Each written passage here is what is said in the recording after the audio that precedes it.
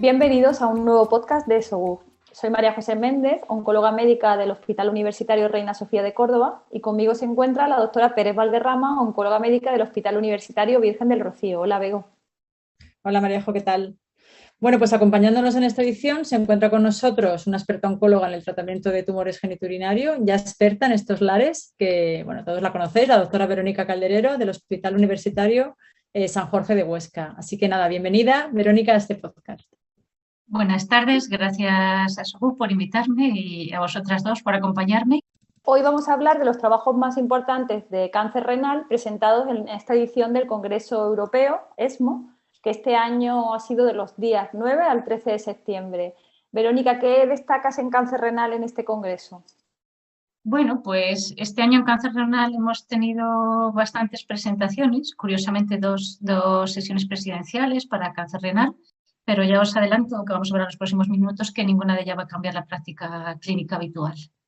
Quizás destacar algunos estudios en adjuvancia, después de varios intentos con inhibidores de tirosinquinasa, todos fallidos, y después de recibir el año pasado los datos de pembrolizumab con el Checkmate 564, este año se presentan los datos de 3 estudios, un estudio con atezolizumab, el IMotion 010, en el que a pacientes con tumores operados de alto riesgo, o bien fueran de riesgo intermedio por T2 de alto grado, tumores T3 o T4, incluso enfermedad M1 resecada, se les sometía a la administración de atezolizumab en la dosis habitual cada 3 semanas hasta alcanzar el año de tratamiento. El objetivo del estudio era la supervivencia libre de progresión y el estudio resulta negativo en cuanto a demostrar beneficio respecto del brazo control, demostrando además aproximadamente un 30% de eventos adversos grado 3-4 en el brazo de tratamiento con inmunoterapia. El segundo estudio que se presenta es un estudio un poco mixto de nivolumab en monoterapia, es el estudio PROSPER. En este estudio se administraba a pacientes que tenían una estratificación clínica por encima de T2 y que eran candidatos a cirugía radical. Se les sometía a la administración de un ciclo de nivolumab prequirúrgico y 9 ciclos posquirúrgicos. El objetivo fundamental del estudio era la supervivencia libre de presión y el estudio se paraliza de forma intermedia al demostrar que no había beneficio en el brazo de tratamiento. Y el tercer estudio, que fue objeto de la sesión presidencial, es un estudio con doble terapia. Bueno, tiene varias cohortes, pero los resultados de la cohorte que se presentan este año es la cohorte 1, en la que se compara nivolumab y pirulumab versus control, en una población de pacientes también con distintos riesgos, desde T2 de alto grado, T3, T4, incluso enfermedad metastásica resecada. Se administraba nivolumab en pauta de 2 semanas, 12 dosis, y el boost de 4 dosis de pirulumab durante un tratamiento de 6 meses, 24 semanas. El objetivo también era supervivencia libre de progresión y nuevamente no se alcanza el objetivo, el estudio resulta negativo. Con una tasa de eventos adversos grado 3-4 también que roza el 30%, con lo cual, a pesar de que el diseño de los 3 estudios es distinto, las poblaciones que se incluyen son distintas, la duración del tratamiento también, los 3 no consiguen alcanzar el beneficio de supervivencia libre de progresión en estos pacientes respecto del brazo control, que era exclusivamente observación tras la cirugía. ¿Realmente qué crees que marca la diferencia entre el estudio de Pembro con respecto a estos 3? ¿Es una cuestión de fármaco, de diseño, de población seleccionada? La verdad es que es curioso, porque yo creo que el año pasado se despertó bastante interés en cuanto a que la inmunoterapia pudiera revertir un poco ese mal sabor de boca que teníamos con los TKIs. Y sí que es cierto que ninguno de los 3 estudios este año ha conseguido demostrar beneficio. Hay muchas diferencias entre los 4 estudios de adjuvancia con inmuno. Por una parte, el análisis de los resultados, en uno es dependiente del investigador, en otro hay una revisión central. La población de los pacientes incluidos también es distinta. En unos y otros hay mayor población de tumores de riesgo intermedio bajo, no bajo que ninguno de bajo riesgo, pero quizás en el otro extremo pacientes con tumores T2. Y luego también varía un poco el porcentaje de pacientes con histología sarcomatoide de unos estudios a otros, de un 5% a un 15%, que quizás eso tenga que tener cierto impacto. La duración del tratamiento también era de 24 semanas en el estudio con nivo-IPI, de un año con atezolizumab. Sea como sea, parece que tanto la selección de pacientes como la lectura de los resultados, la duración del tratamiento, ha impedido que estos 3 estudios obtuvieran resultados positivos. De todas maneras, el Pembro sigue pendiente de resultados en supervivencia global. Veremos a ver qué ocurre en definitiva, pero Yo creo que nos ha resultado un poco descorazonador ver que ninguno de los 3 estudios consigue demostrar beneficio en supervivencia libre y progresiva. Y yo creo que probablemente porque las poblaciones de pacientes que incluyen son muy extremas en cuanto a la posibilidad de riesgo de recaída, ¿no? Yo creo que quizás ahí sea el tema clave. Uh-huh. ¿Y crees que en el caso del ensayo con ipinivo, también la toxicidad de ipinivo, sobre todo de ipilimumab durante la inducción, que tiene una tasa de discontinuaciones de, creo que era casi un 30%, me parece, ¿no?, de pacientes que habían discontinuado por efectos relacionados con el tratamiento, que ha podido influir negativamente en el brazo publicado hasta ahora? Pero puede ser, probablemente sí, y tampoco sabemos qué aporta a la adjuvancia el anti-CTLA-4, ¿no?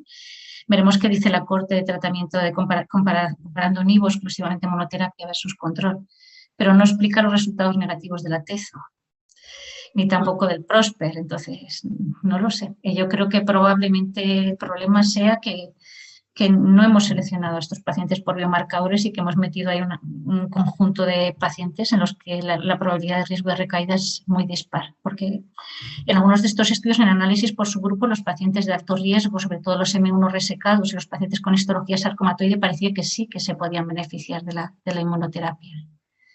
Yo creo que el problema está ahí y que hemos metido dentro del mismo grupo pacientes en los que el riesgo de recaída es más bajo. Y acerca del tiempo también ha hablado, ¿no?, del tiempo de exposición en una adjuvancia, ¿no?, que 6 meses quizás con la inmuno se queda un poco corto. Sí, la verdad es que el resto de los estudios están planteados con 1 año, pero quizás se quede un poquito corto los 6 meses y además teniendo en cuenta el elevado porcentaje de pacientes que discontinuaron tratamiento durante la inducción con ipilimumab. ¿Y creéis que tiene sentido plantear un tratamiento neoadyuvante con un ciclo de inmuno, ¿no? Porque en el PROSPER, el hecho de dar un ciclo previo a la nefrectomía, ¿creéis que tiene mucho sentido? Porque no lo encuentro yo. Yo tampoco lo encuentro racional, porque además el nivolumab en monoterapia tampoco es que alcances una tasa de respuestas espectacular como para encontrar un downstaging a nivel quirúrgico con un ciclo solo y un inmunoterapia con monoterapia. No, la verdad es que no entiendo el racional tampoco. De todas maneras, bueno, yo creo que todavía queda algún estudio pendiente, como tú has dicho bien, de Pembro en supervivencia global, ¿no?, que estamos pendientes también de ese resultado. Y bueno, seguimos un poco con la adyuvancia en como estábamos, ¿no? TKIs no, inmuno de momento más a favor del no que del sí, pero bueno, habrá que esperar un poco más datos, ¿no? Yo creo que habrá que decirle a los pacientes que de momento, ante la disparidad de los estudios y la falta de resultados en supervivencia global, hay que ser prudentes, ¿no? Hay que esperar un poquito a ver qué pasa. De momento, con estos datos, ¿os sentís cómodas con un brazo de control, brazo en los ensayos clínicos? Yo personalmente sí. Quizás los que más me inquieten sean los pacientes, como hemos comentado, los M1 resecados, que esos parece que en el 564 parece que son probablemente los que se beneficiaban más, o histologías muy desfavorables, altos grados, tumores grandes. El problema es sacar conclusiones de una población metida así, analizada en conjunto de una forma tan dispar, ¿no? Yo sería prudente, esperaría un poco. No sé si estáis de acuerdo.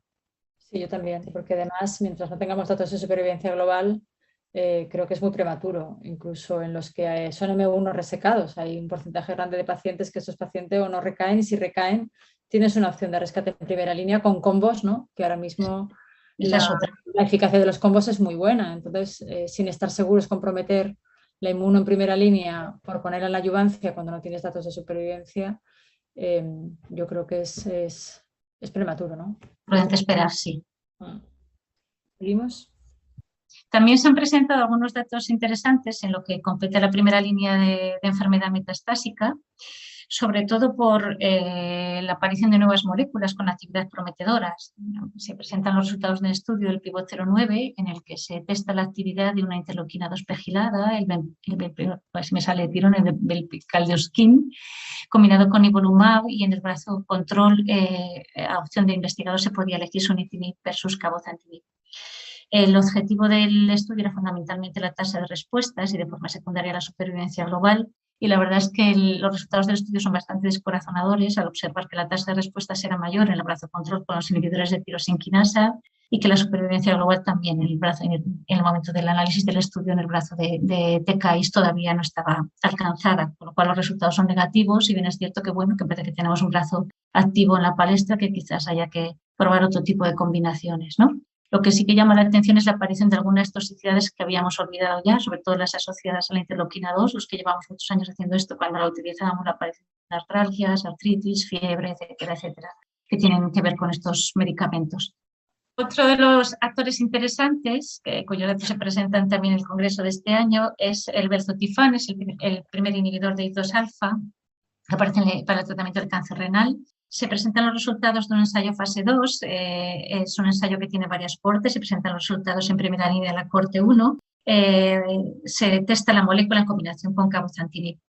Como os comento, es un fase 2, pero sí que parece que la actividad es prometedora. La tasa de respuestas de los pacientes era del 57%, con una supervivencia libre de progresión bastante interesante de 30 meses y una duración de la respuesta de 28 meses.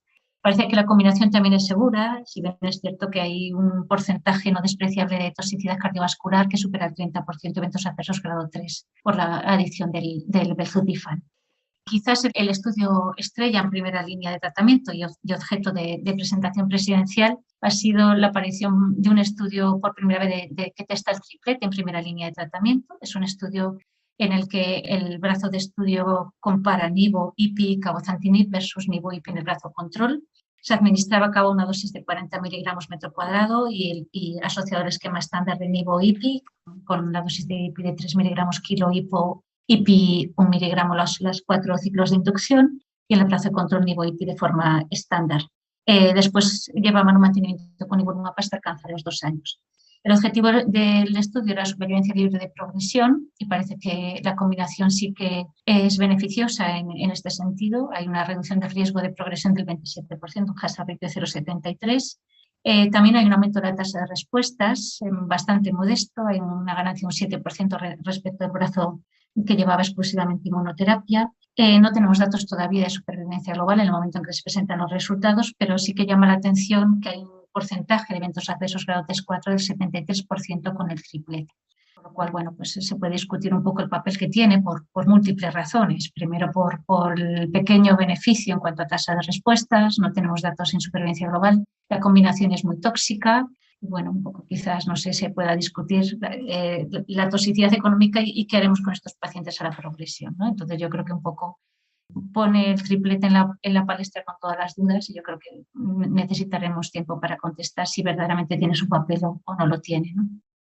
Bueno, además, claro, en este estudio era de esperar, ¿no?, que los estudios con IPI-NIVO no habían demostrado ventaja en algunos casos en supervivencia libre de progresión y sí en supervivencia global, ¿no?, que el impacto de verdad de si marca la diferencia es si va a aumentar supervivencia global, porque que aumente supervivencia libre de progresión, mantener luego ese TKI, yo creo que era de esperar, ¿no? Y sí que es verdad que es lo que tú comentas, que a un precio de una toxicidad elevada, y que yo creo que es verdad que hay que ser prudentes, que quizás haya algún grupo de pacientes que te apetecería, pero que habrá que esperar un poco resultados de supervivencia, ¿no? María José, yo me hubiera planteado el triplete quizás en aquellos pacientes con un alto volumen de enfermedad, con histologías muy desfavorables, para obtener mayor tasa de respuesta y sobre todo respuestas más rápidas, ¿no? Como te he comentado, la ganancia en tasa de respuestas es del 7%. Si revisas los datos del estudio, el tiempo hasta la respuesta es prácticamente idéntico en los dos brazos de tratamiento, quiere decir, ni obtienes más respuestas ni es más rápida. Y en el análisis por subgrupos, en pacientes con características más desfavorables, tampoco parece que el cabozantinib aporte beneficio, con todas las limitaciones de un análisis por subgrupos. Pero lo que me refiero es que no tengo claro que el triplete, al menos con este estudio, obtenga su papel en primera línea de tratamiento. En realidad es el papel de IPI, ¿no? Porque realmente seguimos sin saber cuál es el papel de ipilimumab en ¿no? En ninguno de los escenarios, ¿no? Todavía el 8Y8 está pendiente. En la adyuvancia no sabemos muy bien qué aporta, y en el triplete tampoco, ¿no? Probablemente si vemos los datos de cabo-nivo, cuando llegue la supervivencia veremos a ver en qué se diferencian, ¿no? Eso es. En cuanto a los otros estudios, la verdad que un poco... bueno, tengo como dos comentarios, a ver qué os parece. Yo creo que es muy difícil competir con cabozantinib.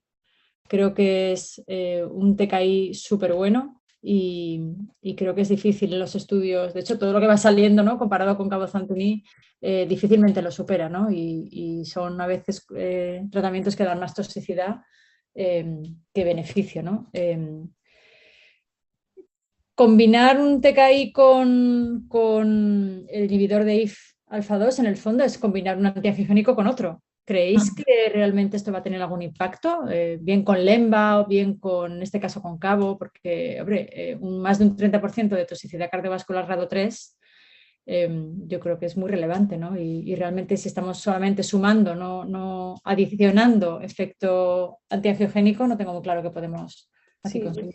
Lo haces a través de la vía de señalización. Yo creo que justo esa vía es especialmente relevante en el cáncer renal, pero no sé, quizás yo hubiera testado la combinación con otra estrategia, con inmuno, por ejemplo. Con inmuno. Y luego el segundo comentario es con el néctar, ¿no? Que es un poco siempre la cura de humildad, ¿no? Porque cuando sacábamos los fase 1 de néctar, bueno, en cualquier patología urológica, ¿no? En vejiga también ha caído, que las tasas de respuesta en el fase 1 eran brutales. ¿Os acordáis del fase 1? La corte de renal era muy alta también. Y luego cuando empezamos a comparar en estudios randomizados, pues néctar ha caído, ¿no? Ha caído en urotelio, ha caído aquí. En melanoma. En melanoma ha caído también, con lo cual, de hecho, toda la investigación del pivot se ha cesado, ¿no? Sí, la combinación con nivo de momento no se va a explorar. Debemos ser nunca muy menos triunfalistas, ¿no? Con estudios fase 1 y yo creo que un poco la lectura es que hagamos estudios randomizados para saber la eficacia real de un fármaco, ¿no? Y luego, como dice Verónica, que a pesar de que era una interleuquina pegilada, que se suponía que también iba a tener menos artralgias, también tiene toxicidad. Sigue teniendo esa pirexia, artralgia y tal, con lo cual, aunque sea pegilada, sigue siendo muy tóxica, ¿no? Y si encima además no aporta ventajas, pues yo creo que hay que explorarlo en otro sentido. Totalmente de acuerdo. Pues nada, en primera línea estamos igual, como resumen. En general estamos igual en todo, ya lo veremos a lo largo. Y tenemos más dudas encima en adyuvancia. Sí. Bueno, seguimos si queréis. Verónica. Muy bien. En cuanto a segunda línea, tampoco ha habido ningún cambio relevante. En realidad, lo único interesante que se ha presentado son los datos actualizados del CheckMate 025, que comparaba Nivo con Everolimus, y que, bueno, lo único que refuerza un poco es que lo estamos haciendo bien. Los resultados a largo plazo mejoran aún los resultados en supervivencia libre y progresión, no en global, pero sí en supervivencia libre y progresión. Se mantiene la importante diferencia en tasa de respuestas, en la duración de la respuesta. Quizás los estudios predictivos orienten a que a medida que avance el tiempo tengamos cada vez más ganancias de supervivencia global, pero lo que es evidente es que es un fármaco mucho más activo en segunda línea, ¿no? Y que se refuerza después de 7 años de seguimiento. Y nada más interesante en segunda línea ni nada más que vaya a cambiar la práctica clínica habitual. Sí que se han presentado un par de estudios en tumores no de células claras, también con todas las limitaciones que estamos hablando ahora, ningún estudio fase 3, pero bueno, los datos de un estudio fase 2, el Keynote 061B, y un estudio retrospectivo que procede de distintos estudios hospitales italianos, que es el estudio Nemesia. Quizás tiene su interés ambos dos en que testan la combinación de inmunoterapia con TKI en pacientes con tumores no de células claras. Ambos utilizan pembrolizumab, uno con Lenva y otro con axitinib, y dentro de las limitaciones que tienen ambos, que ninguno es un estudio fase 3, pero bueno, sí que parece que aportan una tasa de respuestas bastante interesante, sobre todo en los tumores papilares, no tanto en los cromófagos, pero sí que es verdad que la tasa de control de enfermedad en ambos dos coincidían en que está en torno al 80%, ¿no? Y con la experiencia libre de progresión que está en torno a los 10-11 meses, resultados al menos interesantes para esta población de pacientes en la que tampoco disponemos de muchas alternativas de tratamiento.